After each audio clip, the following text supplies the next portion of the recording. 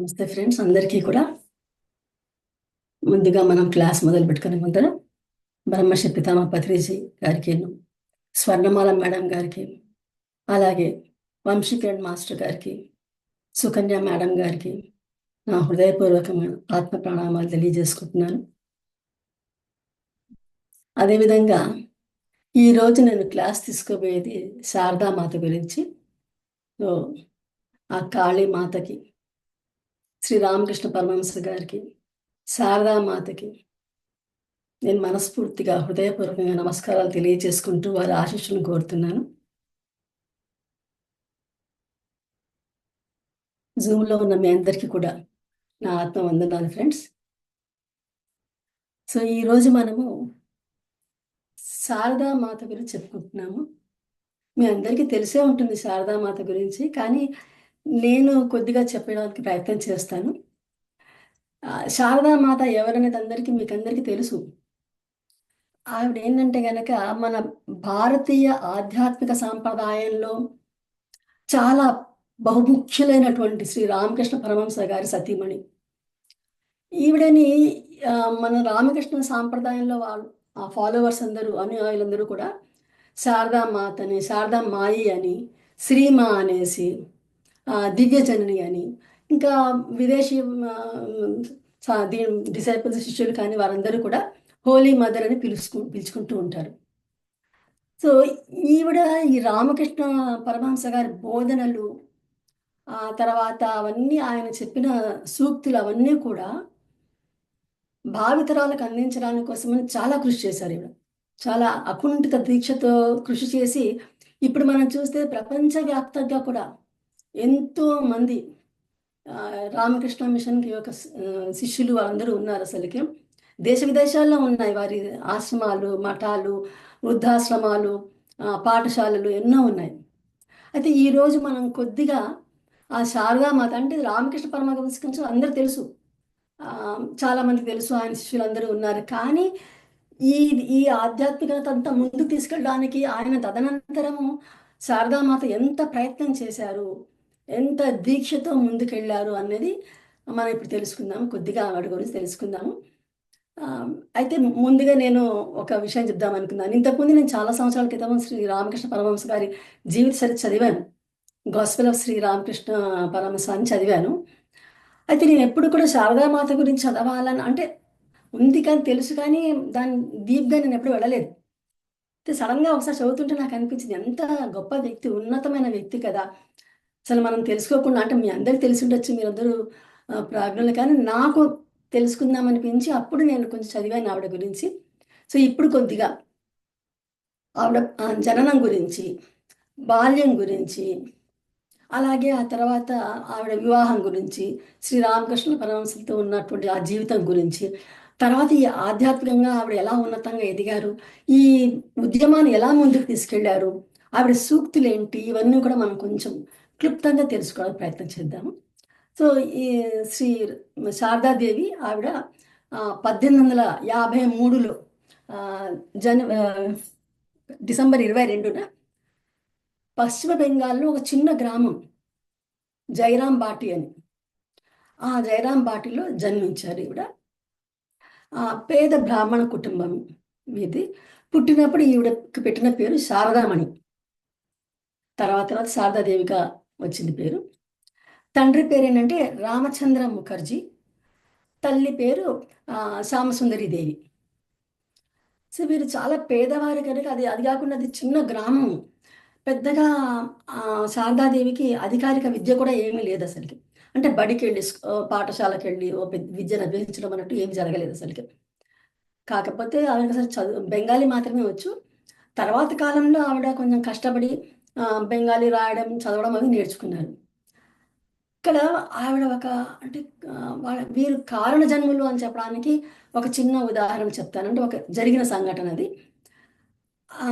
ఈవిడ మొదటి సంతానం వీళ్ళ తల్లిదండ్రులకి. ఈవిడ పుట్టక ముందు ఆయన వీరి తండ్రి అంటే ఈ శారదామాత యొక్క తండ్రి ఒకసారి కలకత్తాకి వెళ్ళింటారు.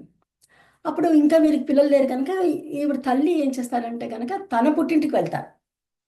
పుట్టింటికి వెళ్ళి తిరిగి మళ్ళీ వస్తున్నప్పుడు, తను జైరాం బాటికి వస్తున్నప్పుడు మార్గ మధ్యలో ఆవిడకి చాలా కడుపులో నొప్పిగా అనిపిస్తుంది. అప్పుడు ఏం చేస్తారంటే అక్కడే ఒక బిల్వ వృక్షం ఉంటుంది. ఆ చెట్టు కింద కొంచెం సేద తీర్చుకుందామని కూర్చుంటారు. అయితే ఒక్కసారిగా అప్పుడు ఆ చెట్టు మీద నుంచి ఒక 7, 8 సంవత్సరాల పాప కిందికి దూకేసి ఈవిడని కౌగిలించుకున్నారట. కౌగిలించుకొని నేను మీ ఇంటికి వస్తున్నాను అని చెప్పి అన్నారట. అని తర్వాత అనేసరికి ఈవిడ ఆ స్పర్శకి దానికి ఈవిడ స్పృహతో పడిపోయారు.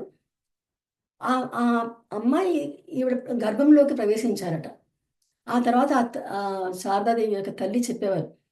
ఆ తర్వాతే ఆవిడ గర్భం ధరించడము, ఈ శారదామాత జన్మించడము జరిగింది అని చెప్పి చెప్పేవారట. సో, అలాగే చిన్నప్పటి నుంచి కూడా ఈవిడ ఎలాగ ప చిన్న గ్రామము, బ చదువు ఎక్కడ పాఠశాలకు వెళ్ళలేదు కనుక తల్లిదండ్రులకు సహాయం చేస్తూ పనులలో, తండ్రికి పొలం పనిలో సహాయం చేస్తూ ఉండేవారు. ఈవిడ తర్వాత తమ్ముళ్ళు ఉండేవారు. ఆ తమ్ముళ్ళ పెంపకంలో కూడా తల్లికి సహాయం చేస్తూ ఉండేవారు. ఇక చిన్నప్పుడు ఈవిడేంటంటే కాళీమాత, లక్ష్మీ దేవి మట్టి బొమ్మలు చేసుకొని దాంతో పూజిస్తూ అలా గడిపేవారనమాట. ఇప్పుడు కొంచెం దైవ చింతన వీరి ఇంట్లో బాగా ఎక్కువగా ఉండేదనమాట. అయితే ఈ ఎప్పుడు ఎప్పుడు అనేవారట ఈ శారదామాత శిష్యులతో తర్వాత కాలంలో కూడా చెప్పేవారట. ఈవిడకి 10, 12 సంవత్సరాలు వచ్చే వరకు కూడా ఈవిడలాగే ఉండేటి ఒక అమ్మాయి ఈవిడతో సదా తిరుగుతూ ఉండేదట, ఆడుకుంటూ ఉండేదట. ఎవరికీ కనిపించేది కాదు ఆ అమ్మాయి. శారదామాతకు మాత్రమే కనిపించేవారు. మిగతా వారికి కనిపించేది కాదు. అన్ని పనులలో సహాయం చేసేదట. వీళ్ళు పొలం పనులకన్నీ తండ్రికి సహాయం చేయడానికి పొలం పనులకెళ్ళినప్పుడు గడ్డి కోస్తే గనక ఆ గడ్డి ఆ అమ్మాయి కట్టగట్టేదట. లేకపోతే శారదామాత కట్టగడుతుంటే ఆవిడ గడ్డి కోసేది. అలా పనులలో అన్నీ సహాయం చేసేది. ఎవరైనా వస్తే వెంటనే ఈవిడ ఎవరికీ కనిపించకుండా మాయమైపోయేదట. అలా 10, 12 సంవత్సరాలు వచ్చే వరకు జరిగింది అని చెప్పి శారదామాత చెప్పేవారనమాట. ఇప్పుడు చిన్నప్పటి నుంచే ఈవిడకి ఆ శారదామాతకి ధ్యానము అది చేయడం అలవాటు. ఎన్నో ఆధ్యాత్మికటువంటి విజన్స్ అవన్నీ కూడా వచ్చేవట అసలకి. అయితే ఇప్పుడు కొంచెం మనము ఆహ్, ఈ బాల్యంలో ఈవిడకి పేరు శారదామణి అనుకున్నాక తర్వాత కాలం శారదాదేవి అయింది. అయితే ఈవిడ వివాహం గురించి కొంచెం తెలుసుకోవాలి. ఎందుకంటే వివాహం శ్రీ రామకృష్ణ పరమహంసతో జరిగింది. కానీ ఆయన పాత్ర ఈవిడ జీవితంలో చాలా ఎక్కువగా ఉంది. ఆయన గురించి తెలుసుకోకుండా మనము శారదామాత గురించి చెప్పుకుంటే గనుక అది అసంపూర్ణం అవుతుంది కనుక నేను కొద్దిగా రామకృష్ణ పరమహంస గారి గురించి కూడా చెప్పడానికి ప్రయత్నిస్తాను. అయితే శ్రీ రామకృష్ణులు ఏంటంటే గనక ఆహ్, పశ్చిమ బెంగాల్‌లోనే కామర్‌పుకూర్ అనేటువంటి గ్రామంలో అది కూడా కలకత్తాలోనే దగ్గరలో ఓ గ్రామంలో 1836లో జన్మించారు. 1836 ఫిబ్రవరి 18 సారీ ఫ్రెండ్స్. యాహ్! కరెక్ట్. 18 జన్మించారు కమర్పుకూర్‌లో. ఈయన పుట్టినప్పుడు పెట్టినటువంటి పేరు గదాధర్ చట్టోపాధ్యాయ. గదాధర్ చట్టోపాధ్యాయ అని తల్లిదండ్రులు నామకరణం చేశారు. అయితే ఈ తండ్రి పేరు క్షుధీరామ్ చటర్జీ. తల్లి పేరు ఏంటంటే గనక చంద్రమణి దేవి. శ్రీరామకృష్ణులు కూడా ఎక్కువ అధికారిక విద్య లేదు. ఏ పాఠశాలకు వెళ్లి పెద్దగా చదువుకున్నది లేదు. కానీ ఆయనకు బెంగాలీ అది వచ్చు. ఆహ్, ఈయన కూడా చాలా దైవభక్తి కలవారు. వీరు కూడా వీరి కుటుంబం కూడా చాలా బ్రాహ్మణ పేద బ్రాహ్మణ కుటుంబం అనమాట. బాగా దైవభక్తి ఉన్నటువంటి వారు. శ్రీరామకృష్ణులు చిన్నగా ఉన్నప్పుడే వారి తండ్రి పరమపదిస్తారు. ఈయనకి ఇద్దరు అన్నయ్యలు ఉండేవారు. రామ్ కుమార్ అని, రామేశ్వర్ అని చెప్పేసి. అయితే అన్నయ్యలకిను శ్రీరామకృష్ణులకి వయసులో బాగా తేడా ఉండేది. వ్యత్యాసం ఉండేదనమాట. పెద్దన్నయ్య అక్కడే దక్షిణేశ్వర్‌లో కాళీ మందిరంలో పూజారిగా ఉండేవారు. సరే కొంతకాలానికి ఆయన కూడా కొంచెం చిన్న వయసులోనే పరమపదిస్తారు. ఆ తర్వాత ఆ కుటుంబ బాధ్యతలు అంటే వంశపారంపర్యంగా వస్తున్నటువంటి ఆ కాళీమాత గుడిలో పూజారి బాధ్యతలు శ్రీరామకృష్ణులకు అప్పగించబడతాయి. ఇక ఎప్పుడైతే ఈయన 19 సంవత్సరాల వయసులో అంటే 1855లోనే ఈ ఆధ్యాత్మికంగా ఆయన బాగా విపరీతమైన సాధనలు చేసేవారు. కాళీమాత దగ్గర పూజలు అవన్నీ చేసేవారు. అయితే ఎప్పుడు కూడా ఆయనకి ఒక తపన ఉండేది. కాళీమాతను దర్శించాలి. ఆవిడ నాకు కనిపించాలి అనేసి. ఎంతో సాధనలు చేస్తారు. కానీ తొందరగా అమ్మవారి దర్శనం కావాలి కదా అసలకి. అయితే ఈయనకి ఎంతటి తపన అంటే గనక ఆఖరికి అమ్మవారి దర్శనం కాలేదనేసి కాళీమాత దగ్గర ఉన్న ఆ ఖడ్గం తీసుకొని తనను తాను బలి చేసుకోబోయారట. అప్పుడు కాళీమాత ఒక అద్భుతమైనటువంటి జ్యోతి రూపంలో ఈయనకు సాక్షాత్కారం ఇస్తారనమాట. అంతేకాదు ఆ జ్యోతి ఆయన లోపలికి వెళ్ళిపోయి ప్రతిష్ఠితమవుతుంది అనమాట. లోపలికి వెళ్ళిపోయి ఉండిపోతుంది. ఇక అప్పటి నుంచి శ్రీరామకృష్ణులకి ఎవరిని చూసినా, స్త్రీలను చూడు, పురుషుల్ని చూసినా, గంగానదిని చూసినా, ఒక జంతువుని చూసినా కానీ కాళీమాత కనిపించేది. ఇక ఆయనకి ఎలా అంటే ఇంకా ఆ భావావేశంలో ఎప్పుడు భజనలు, పాటలు, ఆ భక్తి పారవశంలో ఉండేవారు. ఇక ఇంక ఎవరిని చూసినా అదే ఆయనకి. ఇక గుడిలో కూడా విపరీతంగా ఆయన అదే. ఒక్కోసారి అయితే పూజ కూడా మానేసేవారు. నైవేద్యం తీసి అమ్మ దగ్గరికి తీసుకెళ్ళి కాళీమాత దగ్గరికి వెళ్ళి తినమని చెప్పేవారు. తిను నన్ను తినమంటున్నావా అయితే సరే అని చెప్పి ఆయన తినేసేవారు. అమ్మవారు ఎందుకంటే ఆయనకి ఎక్కడ చూసినా ఆయనే తనలోనూ ప్రతిష్ఠితమైంది కదా. ఇక పూజ చేస్తున్నప్పుడు ఏం చేసేవారు, తన మీదే తను పూలు వేసేసుకునేసి పూజ చేసుకునేవారు. ఇక ఒక్కోసారి నైవేద్యం అమ్మవారికి పెట్టకుండానే అక్కడ పిల్లి పోతుంటే కనుక ఆ పిల్లిని పిలిచి దా అని పిలిచేసి ఆ పిల్లికి ప్రసాదం పెట్టేవాట. ఇక భక్తులందరూ దర్శనం కోసం వస్తారు కదా. అమ్మవారికి ప్రసాదం నైవేద్యం పెట్టకుండానే ఆ భక్తులకు పనిచేసేవారట ఆయన. అంటే ఆయనకి ప్రతి ఒక్కరిలోనే కాళీమాత కనిపిస్తుంది. కనుక ప్రత్యేకంగా ఆ విగ్రహంలోనే కాళీమాత ఉన్నది అని కాకుండా ప్రతి ఒక్కరిలో కాళీమాత కనిపించడం వల్ల వాళ్ళందరికీ పెడితే అమ్మకు పెట్టినట్టే అన్న ఉద్దేశంతో ఉండేవారనమాట ఆయన. అంతేకాదు ఆయనకి ఒకసారి కాళీమాత దర్శనమయ్యాక ఆయనకి ఏమనిపించిందంటే రకరకాలటువంటి ఆధ్యాత్మిక మత సాంప్రదాయాలు ఉంటాయి కదా, అవన్నిట్లో సాధన చేయాలనిపించింది. అంటే ఉదాహరణకి బెంగాల్లో వైష్ణవులు ఎలాగ సాధన చేస్తారు, ఆ బెంగాలీ వైష్ణవ సాధన చేశారు. తంత్ర విద్య సాధన చేశారు. తర్వాత అద్వైత వేదాంతం గురించి బాగా చదవడం, అంటే సాధన చేయడం అని చేశారు. అంతేకాకుండా ఇస్లామిక్ సూఫిజం గురించి కూడా చేశారు. క్రైస్తవం అంటే ఇస్లామిక్ సూఫిజం అంటే ఏం చేశారు, ఒక ముస్లిం వ్యక్తి తన సాంప్రదాయానుసారంగా ఎలా అయితే సాధన చేస్తాడో రోజుకు 5 సార్లు నమాజ్ చేయడము, వాళ్ళు ఎలా పాటిస్తారో పద్ధతులు అవన్నీ పాటించి కఠినమైన సాధనలు చేశారట, కఠోరమైన సాధనలు. అలా కొన్ని రోజులు ఒక ప్రత్యేకంగా ఒక ముస్లిం వ్యక్తి ఎలా ఉంటాడో అలాగే సాధన చేశారు. తర్వాత ఈ క్రైస్తవం తీసుకున్నప్పుడు ప్రతిరోజు ఒక క్రైస్తవ వ్యక్తి ఎలా ప్రవర్తిస్తాడో, అంటే ఒక భక్తి కలిగినటువంటి క్రైస్తవ వ్యక్తి అలాగే ప్రతిరోజు చర్చికి వెళ్ళేవారట, అక్కడ ప్రార్థనలు చేసేవారట. ఇప్పటికీ అక్కడ చర్చిలో, కలకత్తా చర్చిలో రామకృష్ణ పరమహంస గారు వచ్చేవారు ప్రతిరోజు అనేసి అక్కడ రికార్డ్స్లో ఉందట, రాయబడి ఉందట. సో ఆ విధంగా ఈయన కఠోరమైన సాధన చేశారు. అయితే ఈయన ఇంత సాధనల వల్ల ఈయనకి ఏం తెలిసిందంటే విశ్వం యొక్క అత్యున్నత శక్తి, ఆ బ్రహ్మ జ్ఞానం ఏదో ఆయన తెలుసుకోగలిగారు అనమాట. ఆయన ఆ జ్ఞానాన్ని పొందారు. ఇక ఆయనకు అర్థమైంది అన్ని మతాల సిద్ధాంతం ఒకటే, అన్నీ ఒకటే బోధిస్తున్నాయి, ప్రతి దానిలో ప్రతి ఒక్కరిలో నేను భగవంతుని చూస్తున్నారు కదా. అందుకే నేను ఏం తెలిసిందంటే కనుక మార్గాలు వేరు కానీ గమ్యం ఒకటే, తత్వం ఒకటే, అన్ని మతాలు సారం ఒకటే అని ఆయన గ్రహించారు. కానీ అక్కడ మరి ప్రజలు ఎలా ఉంటారు ఫ్రెండ్స్, అందరు జనం మామూలుగా ఏంటంటే కనుక అమ్మవారి దగ్గర పూజ చేస్తున్నప్పుడు ప్రసాదం పెట్టకుండా వాళ్ళకి ఇచ్చేయడము, భజనలు పాటలతో అలా భావావేశంతో ఉండడము, తర్వాత రకరకాల మత సాంప్రదాయాలు పాటించడం చూసేసరికి వీరు వాళ్ళందరూ ఏమనుకునేవారంటే ఈయనకు మతి చెల్లించింది, పిచ్చివాడైపోయాడు అని చెప్పి అనుకునేవారు అనమాట. అంటే ఒక్కోసారి ఆయన తిండి ఆహారము నిద్ర లేకుండా అలా ఉండేవారు. అయితే ఇది తల్లికి అన్నకి అప్పటికి ఒక పెద్దన్న పోయారు కనుక ఇంకా ఇంకొక అన్నయ్య తల్లి ఏమనుకుంటారంటే కాదు మనం వివాహం చేస్తే కనుక రామకృష్ణులు సరిపోతారు, సంసారంలో పడి కొంచెం ఇవన్నీ మర్చిపోతారు అని చెప్పేసి ఇంకా సంబంధాలు చూడడం మొదలెడతారు. అయితే మరి ఇలాగా అప్పటికే వదంతులు పాకిపోయాయి కనుక ఎవరు పిల్లనివ్వడానికి ముందుకు రాలేదు. అప్పుడు శ్రీరామకృష్ణులే ముందుకు వచ్చి మీరు ఇక్కడి నుంచి 5 కిలోమీటర్ల దూరంలో ఉన్న జైరాం బాటికి వెళ్ళండి, అక్కడ రామచంద్ర ముఖర్జీ అనే వారి ఇంటిలో మీకు పెళ్లి కూతురు దొరుకుతుంది అని చెప్పారన్నమాట. సరే ఇంకా అప్పుడు ఆ తల్లి అన్నయ్య ఏం చేశారంటే అక్కడ రామచంద్ర అది శారదామాత వారి ఇంటికి వెళ్ళారు. అక్కడ అప్పుడు శారదామాత 5 ఏళ్ల వయసు. సో అక్కడికి వెళ్ళారు, వివాహం నిశ్చయమైపోయింది, వివాహం జరిగిపోయింది.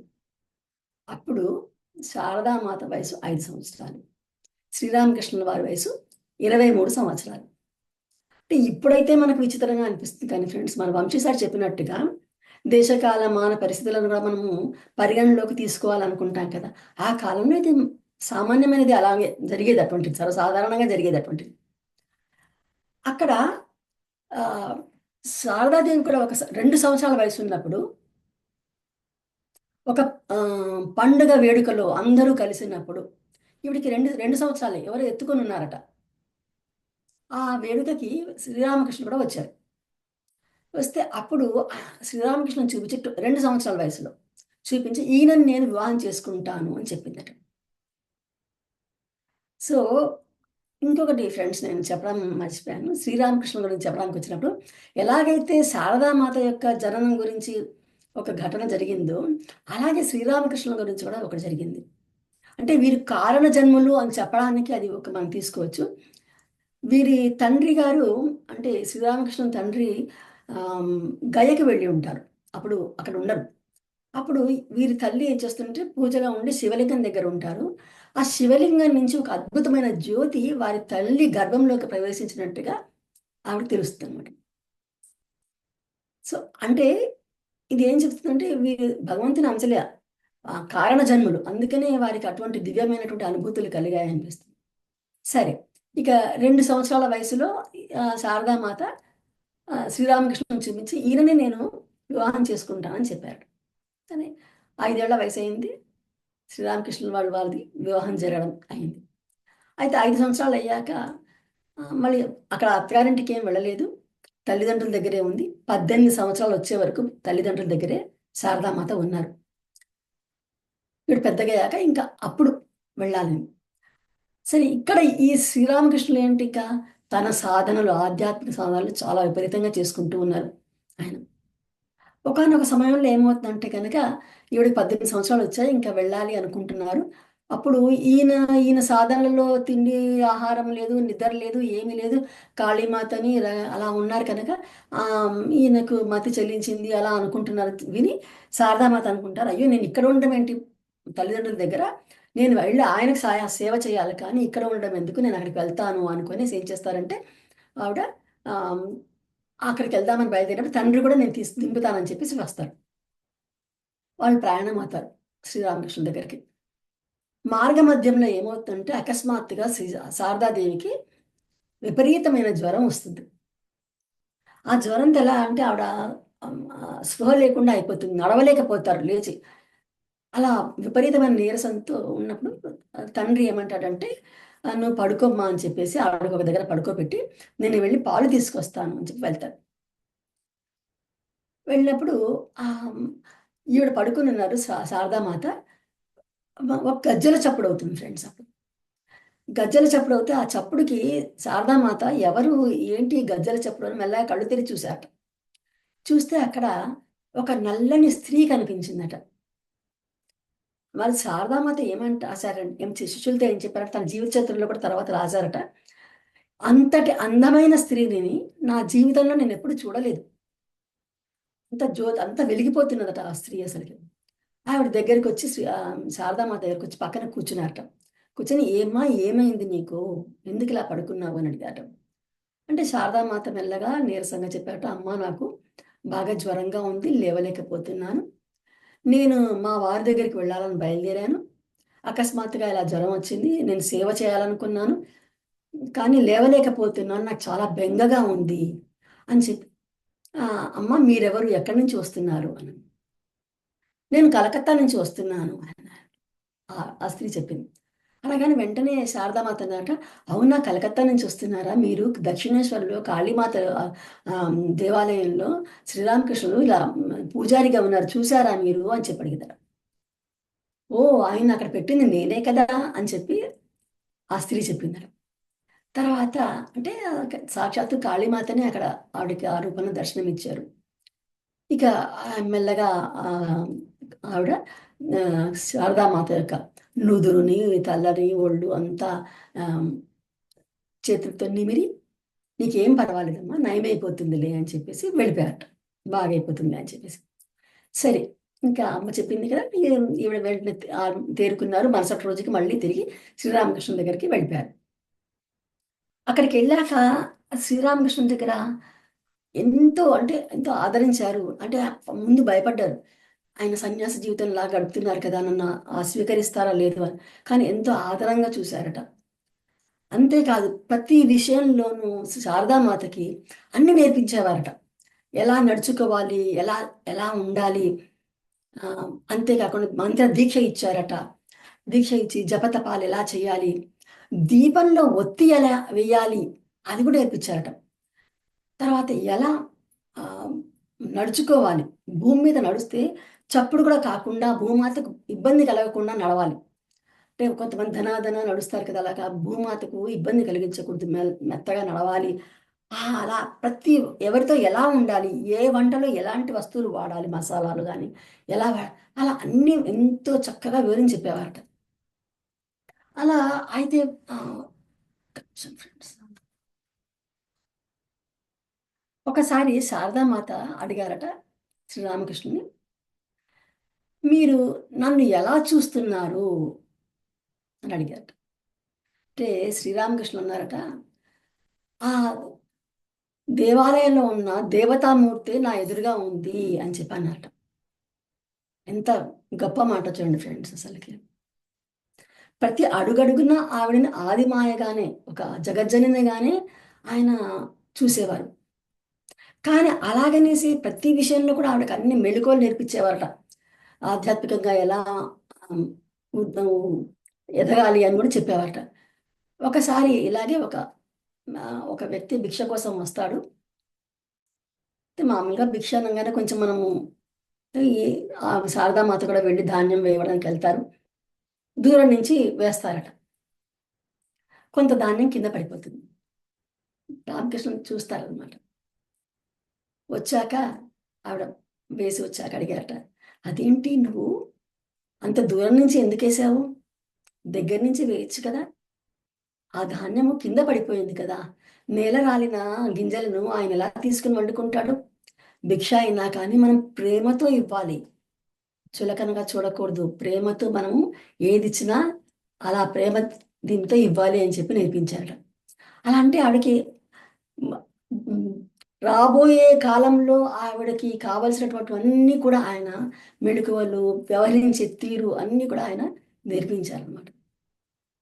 సో ఒకసారి ఈ కలకత్తాలో జ్యేష్ఠ మాసం అమావాస్య రోజున ఫలహారిణి పూజ అని చేస్తారు అమ్మవారికి.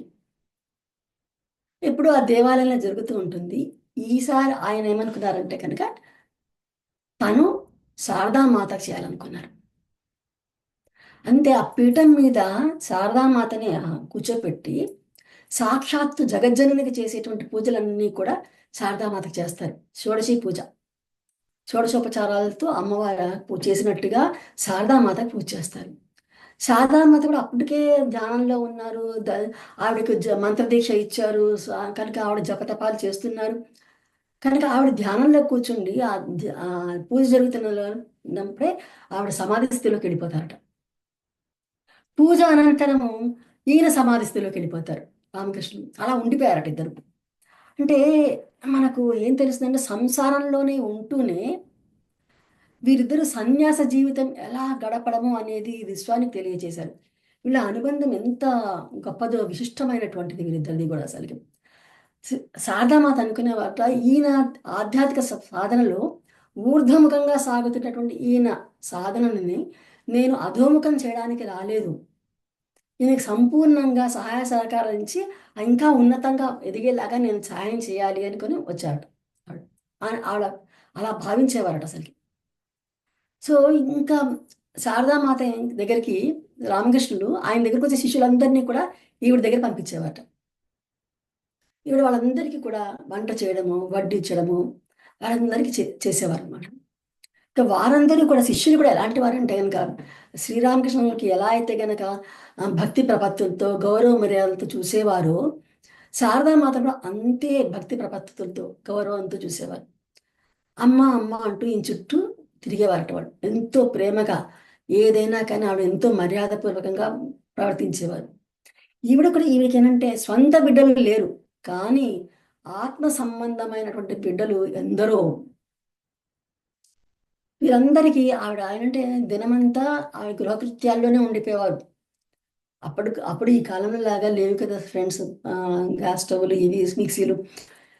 సో అందరికీ ఆ పొయ్యిల మీద వంట చేసి అలాగే చేసేవారు అనమాట. దినమంతా ఆ గృహకృత్యాల్లోనే గడిచిపోయేది. ఒకసారి ఒక శిష్యుడు అడుగుతాడట, అమ్మా మీరు మీ ఆధ్యాత్మిక సాధనలు ఎలా చేసుకోగలుగుతున్నారు అని. ఏముంది నాయన, ఆ, ఆడవారికి అంత సమయం చిక్కదు, ఉన్న సమయాన్ని నేను సద్వినియోగం చేసుకుంటాను. పొయ్యి మీద అన్నం పడేసి అన్నం పెట్టి అది ఉడుకుతున్నంతప్పుడు అన్నం అయ్యే లోపల నేను జపం చేసుకుంటాను. అలాగే ఒక కూర పెట్టి ఆ మిగిలిన ఆ సమయంలో నేను ధ్యానం చేసుకుంటాను అని చెప్పాట. అది కాకుండా ఆవిడ పొద్దున్నే తెల్లవారుజామున 3 గంటలకు లేచి నదికి వెళ్ళి స్నానం చేసేవారు. అయితే ఆవిడకి ఆ చీకట్లో వెళ్ళాలంటే కొంచెం భయపడేవారట, ఆ చీకటిగా ఉన్నప్పుడు. అప్పుడు ఏమంటారంటే కనుక ఆవిడతో భయం లేదని చెప్పి ఒక 8 మంది స్త్రీలు ఆవిడకి ఎప్పుడు తోడొచ్చేవారట. ముందు నలుగురు, వెనక నలుగురు. ఈవిడికి తోడుగా మేము కూడా అట్టే వెళ్తున్నాము రామ్మ అని చెప్పి తీసుకువెళ్ళేవారట. అంటే ఆవిడ ధైర్యం చెప్పడానికి కోసమని. అది ఆవిడ తర్వాత శిష్యులతో చెప్పేవారట, ఇలా వచ్చేవారు నాతో అనేసి. ఆ తర్వాత వచ్చి తన స్నానపానాలు ముగించుకొని వచ్చి జపతప ధ్యానాలు చేసేవారట దినమంతా ఆవిడకి. ఎందుకంటే టైం పొద్దున్న లేచారంటే ఇంకంతా వారికి వండడము వడ్డించడమే సరిపోయేది ఈ శిష్యులకి అనమాట. అంటే ఈ శారదా మాతని రామకృష్ణ ఎలా తయారు చేశారంటే తన తదనంతరము ఈవిడే ఈ ఉద్యమాన్ని ముందుకు తీసుకెళ్ళాలి అనే ఉద్దేశంతో ఆయన మంచి తర్ఫీదునిచ్చారు. ఒకసారి ఏం చెప్పారంట, ఆ, నా తర్వాత నువ్వే ఈ ఉద్యమాన్ని అంటే ఇదంతా నువ్వు ముందుకు తీసుకెళ్ళాలి అని చెప్పి శారదామాతతో అంటారు శ్రీరామకృష్ణుడు. అంటే అప్పుడు నాకేం తెలుసు, శారదామాత అంటాడు, నాకేం తెలుసు, నేను ఒక పల్లెటూరు స్త్రీని, ఒక గృహిణిని, నాకు అవన్నీ ఏమీ తెలియదు, నేనేం చేయలేను, మీరు అలా అనకండి అంటాట. అప్పుడు శ్రీరామకృష్ణ అంటాట, కాదు కాదు, నువ్వు నువ్వేంటో నీకు నీకు తెలియదు అసలుకి, నువ్వు సాక్షాత్తు ఆ సరస్వతీదేవి, నువ్వు భూమి మీదకి వచ్చిన ఉద్దేశమే వేరు అసలుకి, నీలో అనంతమైన శక్తి దాగుంది, నువ్వు ఈ ఉద్యమాన్ని ముందుకు తీసుకెళ్ళాలి అని చెప్తారట. అప్పటికే శ్రీరామకృష్ణుడికి గొంతు క్యాన్సర్తో బాధపడుతున్నారు. ఆయన తెలుసు కావాలంటే ఆయన తన తన శక్తితో తనను తాను బాగు చేసుకోగలరు, కానీ ఆయన దానికి ఒప్పుకోలేదన్నమాట. ఆ విధంగా 1886లో ఆయన ఆ, ఆగస్టు 16 తారీఖున ఆయన ఆ, శరీర త్యాగం చేస్తారు. ఆ తర్వాత శ్రీరామకృష్ణ తర్వాత శారదామాత పూర్తి ఒక సాధువులాగా పూర్తిగా గుర్తింపు పొందారు ఆవిడ. అంటే ఇంకా చాలా సంవత్సరాలు ఆవిడ తీర్థయాత్రలు చేసేవారు, ధ్యానము ఆధ్యాత్మిక సాధనలో కాలం గడిపారనమాట. అలా ఈ తర్వాత ఇంకా వీరికి అందరికీ వండి పెట్టడము, ఈ యువ సన్యాసులు ఉంటారు కదా వాళ్ళకి పరిచయాలు చేయడము, ఇలాంటి వాటితోనే కాలం గడిపేవారు అనమాట. అయితే ఇలా తీర్థయాత్రలు చేస్తున్నటువంటి సందర్భంలో ఒకసారి ఈ బృందావనానికి వెళ్తారు. బృందావనానికి వెళ్ళినప్పుడు అక్కడ నిర్వికల్ప సమాధి స్థితికి చేరారట ఆ శారదామాత. అలాగే ఒకసారి ఈ గయకి వెళ్తారు. గయలో ఆ, బౌద్ధ సన్యాసుల యొక్క ఆరామాలు అవన్నీ చూస్తారు. అప్పుడు శారదామాత కనిపించిందట, నేను కూడా మనం కూడా ఈ ఈ రామకృష్ణుల యొక్క శిష్యులకి ఆశ్రమాలు కట్టించాలి. ఎందుకంటే వాడికి అప్పటి వరకు ఇప్పుడు స్వామి వివేకానంద, ఆరూపానంద, చేతనానంద వీళ్ళందరూ చాలా మంది శిష్యులు ఉన్నారు అప్పటికే. వీరందరూ బ్రహ్మానంద వీళ్ళందరూ, అయితే వీరందరూ ఒక వారికి ఒక నిలవ నీడలేదు. ఒక్కోసారి వాళ్ళు భిక్షాటన చేసుకునైనా వాళ్ళు ఉండాల్సి వచ్చేది. అన్ని వదిలేసుకొని వచ్చారు సన్యాసులాగా వారు.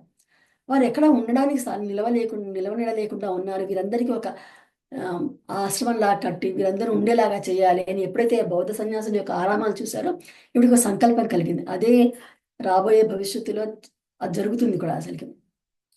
అయితే శ్రీరామకృష్ణ దేహత్యాగం తర్వాత శారదామాత అనుకున్నట ఒక వితంతువులాగా తాను కూడా వస్త్రధారణ ధరించాలి, వేషధారణ అనుకున్నాడు. ఆ కాలంలో మరి అంత స్ట్రిక్ట్గా ఉండేది కదా, అందరూ అలాగే ఫోర్స్ చేశారు. ఆవిడ తన కంకణాలు తీయపోతుంటే కనుక అప్పుడు శ్రీరామకృష్ణ దర్శనమైందట. అయ్యి ఎందుకు తీస్తున్నావు అవి, నేను ఎక్కడికి వెళ్ళిపోయాను, ఒక గది నుంచి ఇంకో గదికి వెళ్ళాను అంతే, నువ్వు అది తీయకు అని చెప్పారట. తర్వాత కూడా చాలాసార్లు శారదామాత తన వేషధారణ మార్చుకోవాలని చూస్తే కూడా ఎప్పుడు చేసినా కానీ అలాగా ఆయన దర్శనం అయ్యేదట. అయ్యా అలా చెయ్యొద్దనేసి నివారించేవారట అనమాట. ఆ తర్వాత శ్రీరామకృష్ణ తర్వాత 34 సంవత్సరాల పాటు ఈ ఈ ఆవిడ ఈ రామకృష్ణ మిషన్‌కి మార్గదర్శిగా పనిచేశారు. అంటే ఎన్నో తీర్థయాత్రలు చేశారు. తర్వాత అందరికి మంత్రదీక్షలు ఇచ్చేవారు. అంతకుముందే శ్రీరామకృష్ణులు ఈవిడకి చెప్పేవారు కదా! ఎలాంటి వారికి ఎలాంటి మంత్రదీక్షలు ఇవ్వాలి, ఎలా ఎలా వాళ్ళ ధ్యానం నేర్పించాలి ఇవన్నీ చెప్పేవారు. కనుక ఈవిడ అందరికీ తర్వాత వచ్చిన కొత్త శిష్యులకి వారందరూ కూడా మంత్రదీక్షలు ఇవ్వడము అవన్నీ చేసేవారనమాట. ఈ ఇంకొకటి నేను ఇందాక చెప్పాను 'గాస్పెల్ ఆఫ్ శ్రీరామకృష్ణ' అని రాసిన బుక్ రాసినతను. అంటే అది బెంగాలీ అనువాదం అనుకోండి. ఇంగ్లీష్‌లోకి రాశారు. ఆయన మహేంద్రనాథ్ గుప్తా అని మాస్టర్ ఎం అనే పేరుతో రాశారు. ఆయన పుస్తకాలు చాలా ఫేమస్ కూడా. ఆయనకు శారదామాతని మంత్రదీక్ష ఇచ్చారు. కొంతమంది శిష్యులు ఏమనేవారంటే గనక హ్మ్, మాకు ఈవిడని చూడలేదు అప్పటికి. కానీ శారదామాత మా కలలో వచ్చి మాకు మంత్రదీక్షనిచ్చారు అని చెప్పేవారట. అప్పటిదాకా వాళ్ళు చూడను కూడా చూడలేదు అసలకి. ఈవిడని చూసాక ఈవిడ మాకొచ్చి మంత్రదీక్ష ఇచ్చారు అని చెప్పేవారట. అలాగే కొంతమంది కలలో ఈవిడ ఒక జగజ్జనని రూపంలో కనిపించేవారట. ఇలా శిష్యులు రకరకాలుగా చెప్పుకునేవారనమాట అసలకి. ఈవిడకి పెద్దగా తర్వాత కాలంలో చదవడం, రాయడం నేర్చుకున్నారు కనుక ఈవిడకి మహిళలకు, బాలికలకు పాఠశాల విద్య ఉండాలి కంపల్సరీగా. ఖచ్చితంగా విద్యను అందించాలి వీరికి అని చెప్పేసి సమర్థించేవారు. ఆ తర్వాతి కాలంలో బాలికల కోసం పాఠశాలలు కూడా ఏర్పాటు చేయడం జరిగిందనమాట. ఎప్పుడు కూడా ఎవ్వరిని దురుసుగా మాట్లాడేవారు కాదు. ఎవరైనా వచ్చి అమ్మ అన్నారంటే చాలు. ఇంకంతే ఆవిడ అసలు అన్నీ మర్చిపోయేవారట. వారికి ఏం కావాలన్నా చేసి పెట్టేవారట. ఎంతన్నా కానీ అంత అంత ప్రేమ అనమాట పిల్లల యువ శిష్యులందరి పట్ల అనమాట. అయితే ఒకసారి ఏమవుతుందంటే ఒక కొత్తగా వచ్చిన అప్పటికి వయసు అయిపోయిందమ్మా శారదామాత కొంచెం పెద్దవారైపోయారు. ఒక యువ సన్యాసి వచ్చి ఉంటాడక్కడ. అప్పటికి శారదామాతకి కాళ్ళ నొప్పులతో బాధపడుతూ ఉంటారు. ఆర్థరైటిస్‌తో. అయితే ఏం చేస్తారంటే గనక యువ సన్యాసి ఆయింట్‌మెంట్ లాంటిది తీసుకొని కాళ్ళకి మర్దన చేస్తూ ఉంటాడు. పాపం శారదామాత అప్పటిలాగా ఇవన్నీ జాగ్రత్తలు తీసుకునే అలా కాదు కదా! ఎంతో అన్ని గృహకృత్యాలు చేయడము, ఈ పనులలో చేయడము ఆవిడ పాదాలు పాపం కొంచెం ఈ పండిపోయి ఉన్న అంటే రింకిల్స్‌తో ముడతలు పడ్డట్టుగా ఉండేది. ఆ శిష్యుడు ఆ పాదాలు చూసి అనుకున్నట్టు ఏంటి? ఈ పాదాలు చూస్తే గనుక ఇలా ముడతలు పడిపోయింది. ముసలి పాదాలు ఎండిపోయి, నరాలు పైకి తేలి ఇలా ఉంది. ఈవిడనేంటి అందరూ దివ్యజనని, హోలీ మదర్ అని అంటుంటారు అని ఒక రకంగా చులకనగా అనుకున్నాడు. ఆ మనసులో అనుకున్నాడు. అంతే. ఆ పాదాలు మెల్లగా ఏనంటే గనక మార్పొచ్చింది ఆ పాదాల్లో. అంత లేతగా, మృదువుగా, చక్కగా మారిపోయిందట. సున్నితంగా అయిపోయాయట పాదాలు. ఒక 16 ఏళ్ల ఆహ్, అమ్మాయి యొక్క పాదాలు అంత మృదువుగా ఉన్నా అలా తయారైపోయిందట ఆ పాదాలు. ఆయన ఆశ్చర్యపోయాట. ఇదేంటి ఇంతవరకు ఒక ముసలి పాదాల్లాగా ఆహ్, ముడతలు పడిపోయి నరాలంతా పైకి ఉబ్బిపోయినట్టున్నటువంటి ఈ పాదాలు ఇలా ఉంది అని చెప్పి ఆశ్చర్యంతో ఇలా చూస్తున్నాడనమాట. చూసి తల ఎత్తి ఇలా చూసాడట. చూసేసరికి అక్కడ ఆయనకి ఆ సన్యాసికి శారదామాత జగజ్జననిలాగా 4 చేతులతో దర్శనమిచ్చారట. అంతే ఆ శిష్యుడు సన్యాసి అక్కడే కళ్ళు తిరిగి స్పృహ తప్పి పడిపోయాడట. ఆ రూపం చూసి. తర్వాత కొంతసేపటికి శారదామాతని "లేలే నాయనా ఏమైంది? ఎందుకలా పడిపోయావు?" అని లేపారట. అంటే ఆవిడ తన దివ్యత్వాన్ని మరుగున పెట్టేశారు. ఒక సామాన్య స్త్రీలాగా, ఒక గృహిణిలాగా వీళ్ళకందరికి వంటలు చేసి పెట్టడము, వడ్డించడము, వాళ్ళందరితో చక్కగా ఆధ్యాత్మికంగా ముందుకు వెళ్ళేలాగా వాళ్ళకందరికి సహాయ సహకారాలు అందించడం ఇలా గడిపారే తప్ప తన దివ్యత్వాన్ని ఎప్పుడు బయటకి చూపించలేదు.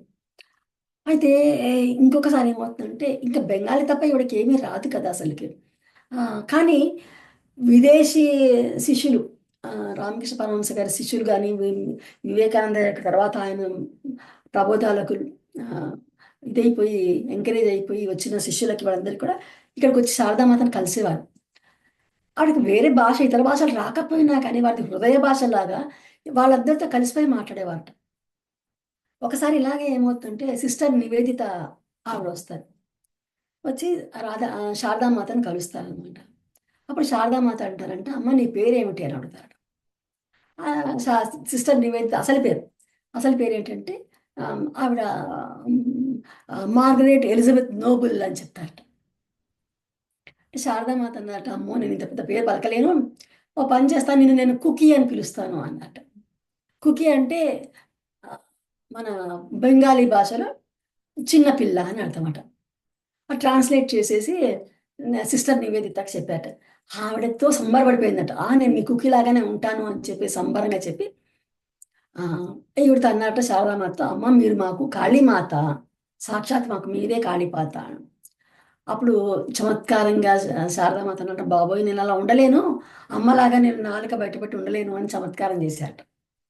అంటే ఇంకొక ఆ, ఇది కూడా చెప్తాను నేను.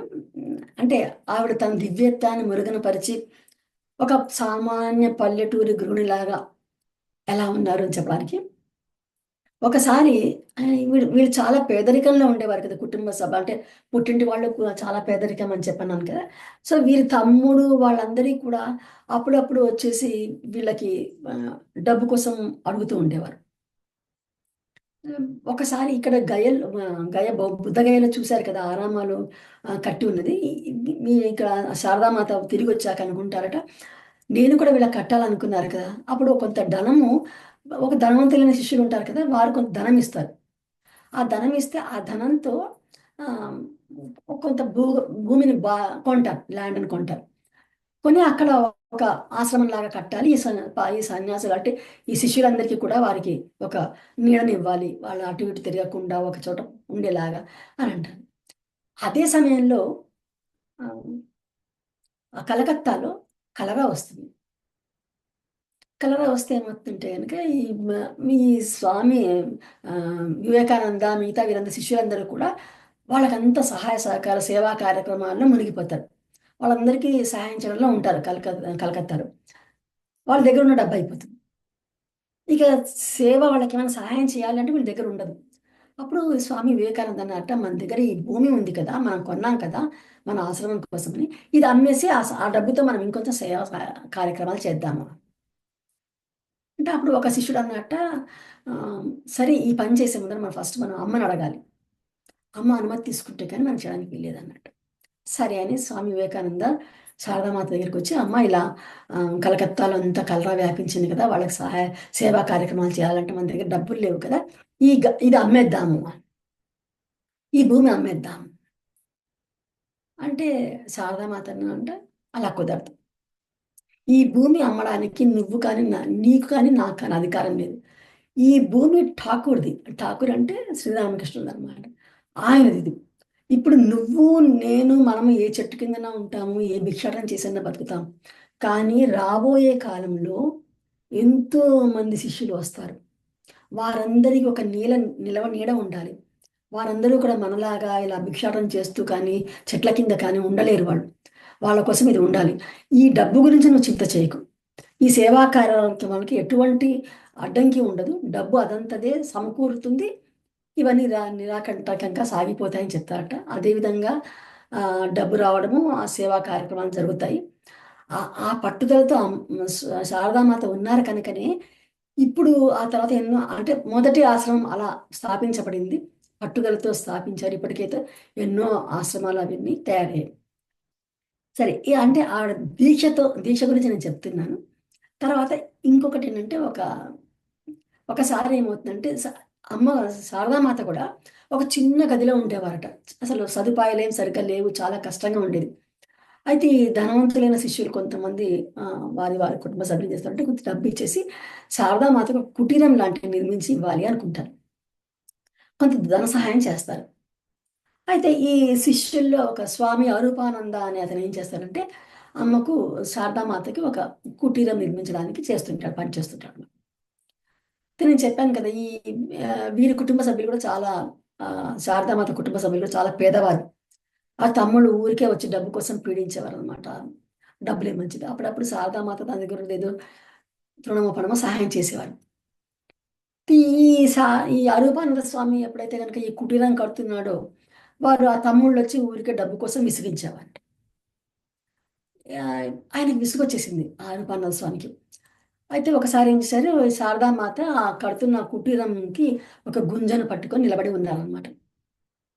అప్పుడు ఈ స్వామి అరూపానంద వచ్చి, అమ్మ నేను ఇంక భరించలేకపోతున్నాను. వీరు నన్ను డబ్బు కోసం విపరీతంగా బాధ పెడుతున్నారు. నేను విసిగిపోయాను. నేను ఇంక వెళ్ళిపోతాను ఇక్కడి నుంచి. నేను ఉండను అన్నారు. అంటే ఇలా చూసి, సరే నాయన ఇక్కడ ఇలాగే ఉంటుంది. వాళ్ళు పేదరికంలో ఉన్నారు, అడుగుతారు. ఇలాగే ఉంటుంది. నీకు గనక ఇష్టం లేకపోతే నువ్వు వెళ్ళిపోవచ్చు అని చెప్పన్నాడు. సరే అని ఇలా చూసాడట పైకి అతను. అక్కడ శారదామాత కనిపించలేదు. ఆదిమాయ రూపంలో, జగజ్జన రూపంలో శారదామాత కనిపించారట. అంతా ఆయన ఒక్కసారి ఈవిడ కాళ్ళ మీద పడిపోయి, అమ్మా నేను ఎక్కడికి వెళ్ళను. నీ దగ్గరే ఉంటాను. ఇక్కడే ఉంటాను అంటే, సరే నాయన అలాగే ఉండు అని. అంటే వెళ్ళిపోతానంటే వెళ్ళిపో. లేదు ఉంటానంటే ఉండు. అలా అంటే ఆవిడ తన దివ్యత్వాన్ని అన్ని మరుగున పెట్టేశారు. అంటే వీళ్ళందరికీ ఇది కాకుండా తనలోనే ఉంచుకొని వాళ్ళందరినీ ఒక మంచి మార్గంలోకి నడిపించారు. ఇక ఆవిడ దగ్గరికి తర్వాత అంటే శ్రీరామకృష్ణ తర్వాత ఆవిడ చేసిన పనుల గురించి చెప్తున్నాను ఫ్రెండ్స్. అలా మెల్లమెల్లగా ఈ ఉద్యమాన్ని ముందుకు నడిపిస్తూ విస్తరింపజేశారు. శిష్యులు బాగా వచ్చేవారు. వచ్చి ఈవిడ దగ్గర మంత్రదీక్ష తీసుకునేవారు. ఆధ్యాత్మిక ధ్యానం గురించి వాటి గురించి నేర్చుకునేవారు. అయితే ఒకసారి శిష్యులు మరి విచిత్రమైనటువంటి రకంగా ఉంటారు కదా! ఒక్కొక్కడు మన దర్శనానికి వస్తున్నప్పుడు అమ్మ దగ్గరికొచ్చి పాదాలకు నమస్కరించేవారు. అయితే ఒకసారి ఒక శిష్యుడు ఏం చేస్తాడట వచ్చి శారదామాత పాదాలు నమస్కరించి ఆవిడ బొటనవేలు కొరికేశాడట.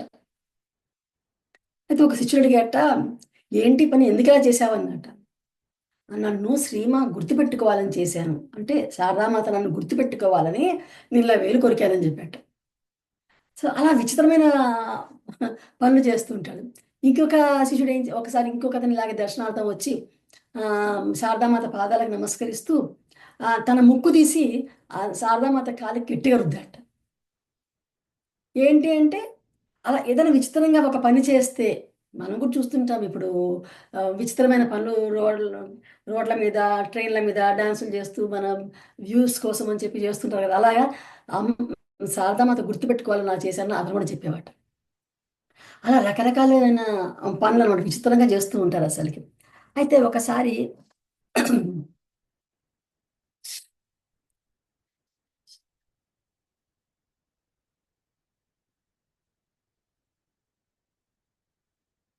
ఇలాంటి పరిస్థితుల్లో ఆవిడ అలా నడిపిస్తూ ఈ ఉద్యమాన్ని ముందుకు తీసుకొస్తూ వస్తున్నారు. ఒకసారి శారదామాత ఏం చేస్తారంటే గనక పదే పదే తన కాళ్ళను కడుక్కుంటున్నారట.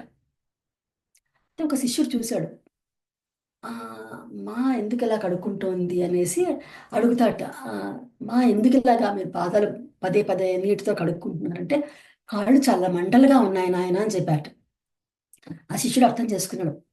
అంటే ఈ రకరకాలుగా వచ్చేటువంటి వారు దర్శనం కోసం వచ్చి పాదాలు పట్టుకొని నమస్కరిస్తున్నప్పుడు, వారి యొక్క నెగెటివ్ ఎనర్జీ అంతా కూడా ఈవిడ తీసేసుకుంటున్నారనమాట. అంటే ఆవిడలోకొచ్చేస్తుంది అదంతా. ఆయనకి అర్థమైపోయింది ఆ శిష్యుడికి. అమ్మ రేపటి నుంచి నేను వీరెవరికీ మీ పాదాలు తాకద్దని చెప్తాను. వద్దు వద్దు అలా చేయకు. ఎందుకంటే వాళ్ళకి శారీరకంగా, మానసికంగా ఏదో ఒక ఇబ్బందులు, బాధలుంటాయి. అవన్నీ తీరడానికి కోసం మన దగ్గరకు సాంతన పొందడానికి కోసం మన దగ్గరకొస్తున్నారు. మనం కూడా రావద్దనంటే గనక నమస్కరించుకోవద్దు అంటే గనక వాళ్ళెక్కడికెళ్తారు? నాకేం పర్వాలేదన్నట్టు. అయితే నాకు అది చదివినప్పుడు నాకొకటి గుర్తొచ్చింది ఫ్రెండ్స్ అసలకి. ఒక మన పీఎంసీలోనే ఒక మాస్టర్ చాలా ఆధ్యాత్మికంగా బాగా ఉన్నతంగా ఎదిగిన వ్యక్తి అనుకుంటాను ఆవిడ. ఆవిడ ఏం చేశారంటే పత్రిజీ గారిని అడిగారట. నేను మీలోకి పరకాయ ప్రవేశం చేస్తాను అని అడిగారట. అప్పుడు పత్రిజీ నవ్వి సరే అన్నారట. ఆవిడ పత్రిజీలోకి పరకాయ ప్రవేశం చేశారట. అంతే ఆవిడ ఒక క్షణం ఉండలేకపోయారట అక్కడ లోపల. ఎందుకంటే ఒళ్ళంతా మంటలు ఆవిడకి. లోపలికెళ్ళిపోతే మండిపోతున్నట్టుగా అనిపించింది. ఇక వెంటనే ఆవిడ బయటకొచ్చేసారట.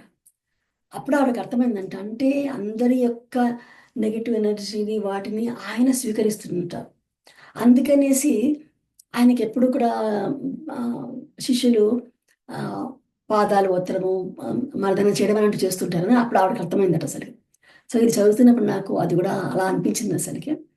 సో అలాగా ఆవిడ ఏంటంటే కనుక ఈ ఇవన్నీ భరిస్తూ ఒంటరిగానే మనమంటే మరి ఒక పల్లెటూరులో పెద్ద చదువుకున్నది కాదు, అన్ని తెలిసినది కాదు.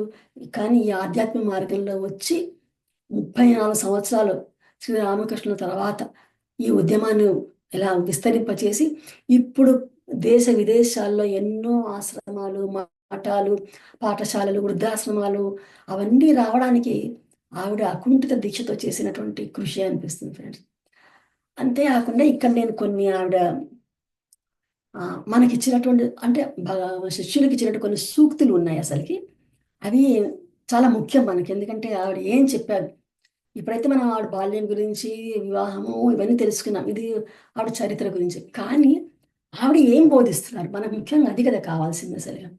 ఆవిడ చెప్పిన దాంట్లో నేను కొన్ని సూక్తులు చెప్తాను. అవి ఎంత కరెక్ట్‌గా మనకు మనం అంటే ఆధ్యాత్మికంగా మనం ప్రయాణం చేస్తున్నాము, ఆధ్యాత్మిక మార్గంలో ఉన్నాము అంటే ఎవరైనా కానీ ఇవి పాటించాల్సిందే. అది ఎటువంటి సాధనా మార్గమైనా కానీ. వాళ్ళు జపతపాలే చేస్తున్నారా? లేదా ఏం చేస్తున్నారు? ధ్యానమే చేస్తున్నారా? ఇంకోటని కాదు. ఆధ్యాత్మికంగా నువ్వు ఉన్నతంగా ఎదగాలి అంటే గనక పాటించాల్సినట్టు అందరికీ పనికొచ్చేటువంటి కొన్ని సూక్తులు. ఇప్పుడు మనం కూడా ఇవన్నీ దీన్ని మనము హ్మ్, ఫాలో అవుతూనే ఉన్నాము.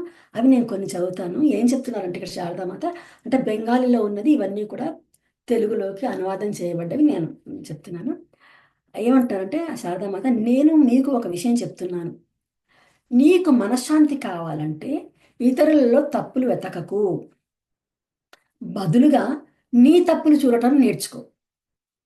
ప్రపంచమంతా నీదిగా చేసుకోవడం నేర్చుకో. ఎవరు అపరిచితులు కాదు ఇక్కడ. ఈ మొత్తం ప్రపంచం నీదే, నీవారే అని చెప్పారన్నమాట. అంటే ఇక్కడ మనకు పత్రిజీ ఏమంటారు? నో జడ్జిమెంట్స్, నో కామెంట్స్ అంటారు కదా. ఇక్కడ అదే శారదామాత కూడా చెప్పారు. ఏం చెప్పారు? ఎవ్వరిలోనూ తప్పులు వెతక్కు. ఫస్ట్ నీ తప్పులు చూసుకో. మనం స్వీయ పరిశీలన అనుకుంటాం కదా ఇవన్నీ. అంటే అన్ని పాయింట్స్ ఒకటేలాగా అనిపించింది నాకు. No judgements, no comments Patriji అన్నట్టుగా స్వీయ పరిశీలన మనం చేసుకోవాలి. అది ఆవిడ చెప్పింది. నాకు బాగా నచ్చిన కొన్ని సూక్తులు నేను రాసుకున్నాను. ఇంకోటి ఏమన్నారంటే, ఈ లోకంలో ఆనందం తాత్కాలికం. ప్రపంచం పట్ల మీకు ఎంత తక్కువ అనుబంధం ఏర్పడుతుందో అంత ఎక్కువగా మీరు మనశ్శాంతిని అనుభవిస్తారు. అంటే డిటాచ్మెంట్‌తో ఉండాలి. వైరాగ్యం పెంపొందించుకోవాలి. లౌకిక విషయాల పట్ల ఆసక్తి తగ్గించుకోవాలి అని శారదామాత చెప్తున్నారు ఫ్రెండ్స్. సరే. ఇంకోటి ఏమన్నారంటే ఆవిడ, నేను దుష్టులకు తల్లిని, సద్ సద్గురువులకు తల్లిని. మంచివారికి, చెడ్డవారికి అందరికీ నేను తల్లినే. ఎప్పుడూ భయపడకు. నీకు ఏ అవసరం వచ్చినా కానీ, కష్టాల్లో ఉన్నా కానీ, నాకు ఒక తల్లి ఉంది అని మీకు చెప్పుకోండి అని వారికి స్వాంతన ఇచ్చారు శిష్యులందరికీ కూడా. మీరెప్పుడు భయపడకండి. ఏ అవసరం వచ్చినా, ఏ కష్టం ఉన్నా మీకు నేనున్నాను, ఒక తల్లి ఉందని గుర్తుపెట్టుకోండి అని. అని. ఓకే. ఆ! తర్వాత భక్తి ద్వారా అసాధ్యం కూడా సుసాధ్యం అవుతుంది. అంటే ఇప్పుడు మనం ధ్యాన మార్గంలో ఉన్నాము. కాకపోతే మనమందరం కూడా నాకు తెలిసి నేనైతే గనుక అందరం భక్తి మార్గం నుంచి ధ్యాన మార్గానికొచ్చాం మనం. అలాగని మనం భక్తి మార్గంలో శరణాగతి ఇవన్నీ కూడా మనం కూడా చెప్పుకుంటాం కదా అసలకి. పూర్తి భగవంతుడు లేడనైతే మనం అనుకోం కదా! కాకపోతే మనం పూజా పునస్కారాల్లో కూర్చొని అంతగా చేయకపోయినా కానీ, మనం కూడా భగవంతుడి భక్తి మార్గం నుంచి వచ్చిన వాళ్ళమే గనుక భక్తి ద్వారా, పూర్తి శరణాగతి ద్వారా అసాధ్యం అన్నది కూడా మీరు సుసాధ్యం చేసుకోవచ్చు అని చెప్పి ఆవిడ వారిలో ఆ భక్తి భావన రగిల్చారనమాట. ఇంకా ఏమంటున్నారంటే ఇంకొకటి, అందరినీ సమానంగా ఎలా ప్రేమించాలో నేను మీకు చెప్తాను. మీరు ప్రేమించే వారి నుండి ఎప్పుడు ఏమీ ఆశించవద్దు. మీరు ఏదైనా ఆశిస్తే గనుక కొందరు ఎక్కువ ఇస్తారు, కొందరు తక్కువ ఇస్తారు. అంతే కదా ఫ్రెండ్స్. అంటే డబ్బున్న వాళ్ళైతే ఇవ్వగలరు. లేని వాళ్ళైతే ఏమి ఇవ్వగలరు? ఏమి ఇవ్వలేరు. అప్పుడు ఎక్కువ ఇచ్చేవాడు అప్పుడు ఏమవుతుందంటే, అప్పుడు మీరు ఎక్కువ ఇచ్చేవారిని ఎక్కువ ప్రేమతో, తక్కువ ఇచ్చేవారిని తక్కువ ప్రేమతో చూస్తారు, తక్కువగా ప్రేమిస్తారు. మీ ప్రేమ అప్పుడు అందరిపైన సమానంగా ఒకేలా ఉండదు. మీరందరినీ నిస్వార్థంగా ప్రేమించలేరు. ప్రేమ అనేది లేకుండా భగవంతుని సాక్షాత్కరించలేము. ప్రతి ఒక్కరి పట్ల నిజాయితీ గల ప్రేమ ఉండాలి అని చెప్పి చాలా మంది చెప్తారు. అంటే ఇక్కడ నో ఎక్స్పెక్టేషన్స్. అంటే నువ్వు ఒకరిని ప్రేమిస్తున్నావు అంటే కనుక ఏదో నాకు అది వస్తుంది, ఇది వస్తుంది, ఇది కావాలి, అది కావాలి అని కాకుండా నిష్పక్షపాతంగా, నిస్వార్థంగా ప్రేమించమని చెప్తున్నారు అనమాట. సో ఇంకొక పాయింట్ చెప్తాను. సంతృప్తికి సమానమైన నిధి లేదు, మరియు ధైర్యానికి సమానమైన సద్గుణం లేదు అన్నారు. సంతృప్తికి సమానమైన నిధి లేదు అంటే సంతృప్తే సహజ సంపద. విలాసాలు ఉన్నాయనుకోండి, విలాసాలు అన్నీ ఉంటాయి, బాగా అన్ని లగ్జరీస్ ఉంటాయి, కానీ మనలో మన తృప్తి లేకపోతే అదంతా కృత్రిమమే, దరిద్రమే అన్నట్టు అనిపిస్తుంటా. నేను చాలా కాలం క్రితం ఒక కొటేషన్ రాసుకున్నాను. Contentment is natural wealth, luxury is artificial poverty. అంటే సంతృప్తి అనేది సహజమైన సంపద. విలాసాలు ఉన్నా కానీ సంతృప్తి లేకపోతే అదంతా కూడా కృత్రిమంగా ఒక దారిద్రమే. అంటే అన్నీ ఉన్నాయి కానీ మనసులో దారిద్రం ఉంది. అది నాకు చాలా నచ్చింది. అది ఇంకొకటి ఏమన్నారంటే, అంటే మనం అన్ని పిఎన్సీలో మనం మనం ఏం చేస్తున్నామో అన్నీ అవే ఉన్నాయి ఇక్కడ అనిపించింది నాకు. ఇంకొకటి, మాటలతో కూడా ఇతరులను బాధ పెట్టకూడదు. అప్రియమైన సత్యాన్ని అనవసరంగా మాట్లాడకూడదు. మనం కూడా కర్మ విపాకంలో వంశసారి ఇచ్చిన కర్మ విపాకం నిజంగా మనము సారికి నమస్కరించుకోవాలి. దీనికి చేతులతో కానీ మాటలతో కానీ ఎవరిని హింసించను, బాధించను చెప్పుకుంటాం కదా ఫ్రెండ్స్. అసలు ఇక్కడ అయితే ఇతరులను నువ్వు బాధ పెట్టకూడదు, దాని కర్మ ఫలితం అనుభవించాల్సి వస్తుంది. అప్రియమైనటువంటి సత్యాన్ని అనవసరంగా మాట్లాడకు. వాక్శుద్ధి ఉండాలి, వాక్శుద్ధి ఉంటేనే వాక్ సిద్ధిస్తుంది అని ఆ శారదామాత కూడా అదే మాట అన్నారు అనమాట. తర్వాత ఇంకా ఏమన్నంటే, నన్ను అమ్మ అని సంబోధించే వారిని ఎవరిని నేను ఎప్పటికీ తిరస్కరించలేను. ఆవిడ అందుకని అందరూ శిష్యులందరూ కూడా అమ్మ అమ్మ అంటూ ఆవిడ దగ్గర తిరుగుతూ ఉండేవారు. ఎంతో గౌరవ ప్రపత్తులతో, భక్తితో ఉండేవారు అనమాట. ఇక ఇంకోటి, ఇది మన స్వంత చర్యల ఫలితంగా మనం బాధపడతాం. దానికి ఎవరినైనా నిందించడం అన్యాయం. నీ వాస్తవానికి నీవే సృష్టికర్తవు, మనం అది అంటున్నాం ఇప్పుడు. అంతే కదా, మనం ఒకటి చేసి మనం అనుభవిస్తానికి వేరే వాళ్ళని మనం బ్లేమ్ చేస్తూ ఉంటాం, నిందిస్తూ ఉంటాం. కనుక ఆవిడ అదే చెప్పారు, నీ స్వంత చర్యలు నువ్వు చేసిన దానికి మనం బాధపడతాం, కానీ దానికి ఇంకోళ్ళని మనం నిందించడం అన్యాయము, తప్పు అని చెప్తున్నారు. ఇక ఇంకో మాట చెప్తున్నారు, మనం భగవంతునిపై విశ్వాసం మరియు భక్తితో ఆయన పూర్తిగా సమర్పించుకోవాలి. శరణాగతి తత్వాన్ని చెప్తున్నారు.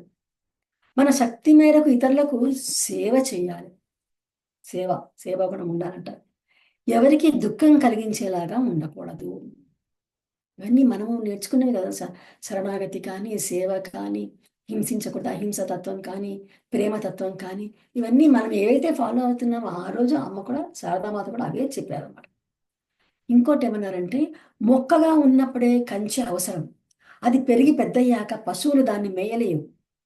అదేవిధంగా బాల్యంలోనే ధ్యానాన్ని అభ్యసించి స్థిర చిత్తం ఏర్పడ్డాక ఆ వ్యక్తి ఎక్కడున్నా, ఎవరితో కలిసిమెలిసి తిరిగినా అతని మనసులో ఎటువంటి మార్పు ఉండదు. అంటే చిన్నప్పటి నుంచే మనం ధ్యానాన్ని అలవాటు చేయాలి. అదొకటి చాలా మంచి పాయింట్ మనకు. అంటే నాకైతే కొంచెం ఆలస్యంగా వచ్చింది, కానీ ఇదందరూ మనం కనీసం రాబోయే తరాల వారికన్నా, మనం ముందు ముందు చిన్నపిల్లల కన్నా, ఇంట్లో ఉన్న వారికి మనం ధ్యానం నేర్పిస్తే ఎంతో మంచిది ఫ్రెండ్స్. ఇంకోటి ఏమన్నారంటే, కోరిక ఒక్కటే అన్ని బాధలకు మూలం, అది పదే పదే జననాలకు మరణాలకు కారణం, అది ముక్తి మార్గానికి అడ్డంకి అని చెప్పారు. అంతే కదా, ఆ కోరికల వల్లనే మనం అది కావాలి ఇది కావాలని పరుగులు పెడుతూ ఉంటాం అనమాట. అది ఒక్కటి, అదే ఆ డిటాచ్మెంట్తో ఉండాలి. ఆ కోరికలు పెట్టుకోవడం వల్లనే మా వ్యక్తుల పట్ల కానీ, వస్తువుల పట్ల కానీ కోరిక ఉండడం వల్లే అది మన ముక్తి మార్గానికి అడ్డంకి అవుతుంది అని చెప్పారు. అంటే చాలా ఉన్నాయి ఆవిడ చెప్పిన సూక్తులు, కానీ నేను కొన్ని మాత్రం రాసుకున్నాను. అదే కాకుండా మనకు సమయం కూడా అయిపోతుంది. సో ఈ విధంగా శారదామాత ఆ, శ్రీరామకృష్ణ మిషన్ ఇంత ముందుకు తీసుకెళ్ళడానికి దోహదపడ్డారు. ఆమె గురించి కొన్ని విషయాలు మాట్లాడడం నా అదృష్టంగా భావిస్తున్నాను. మీ అందరికీ కూడా చాలా థ్యాంక్స్ ఫ్రెండ్స్. మీరందరూ ఓపికతో అందరూ విన్నారు. Thank you, thank you, thank you very much. మీ అభిప్రాయాలు కానీ మీకు తెలిసిన కొత్త విషయాలు ఏమన్నా ఉంటే మీరు చెప్పచ్చు ఫ్రెండ్స్. Thank you.